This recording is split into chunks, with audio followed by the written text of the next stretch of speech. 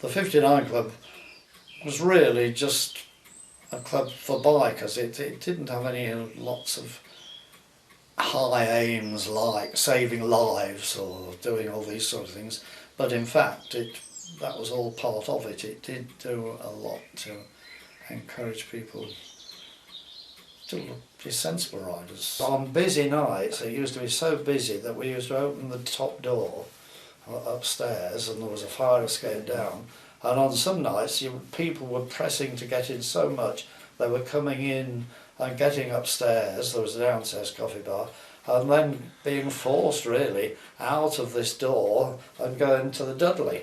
And there was never any trouble with the Dudley Arms whatsoever, nor was there over drinking, because motorcyclists are responsible.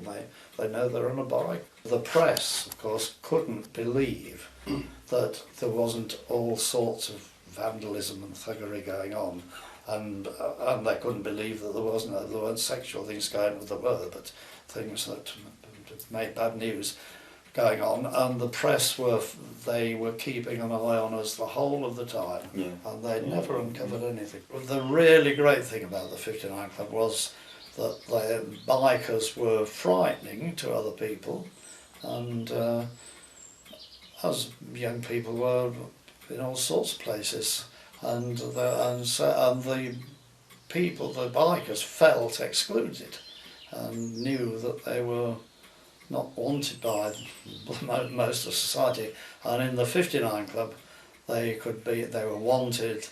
Everybody there had these common interests, and they were welcomed with a lot of respect as well as love. And it was their club. The big thing about the 59 Club was that we claimed to do nothing, and the members did everything, and they started eventually.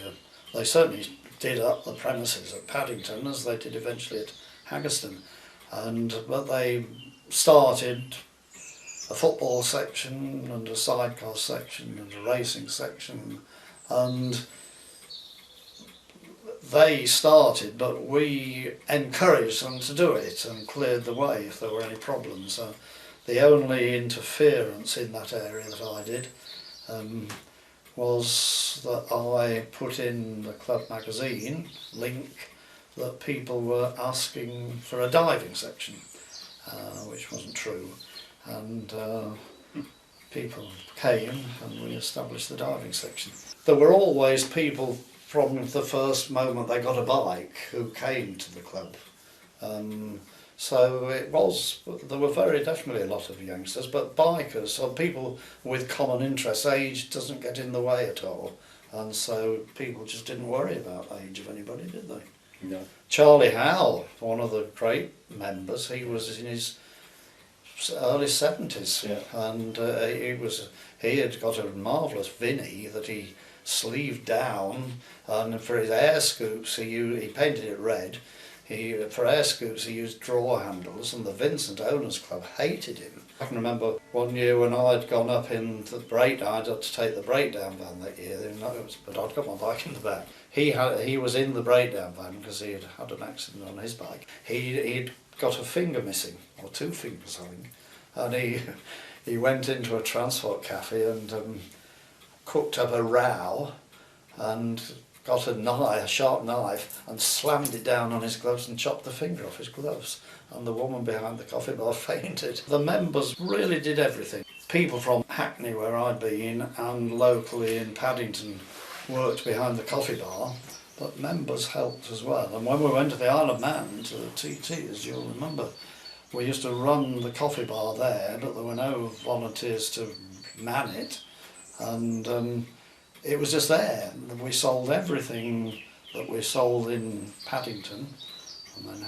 then Hackney, except cigarettes, and people just helped themselves and put the money in, and that was that. And only once did we lose anything, and then it was peanuts.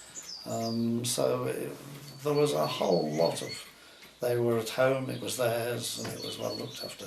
We wore a dog collar most of the time, with a leather jacket, but we never started talking about God and religion.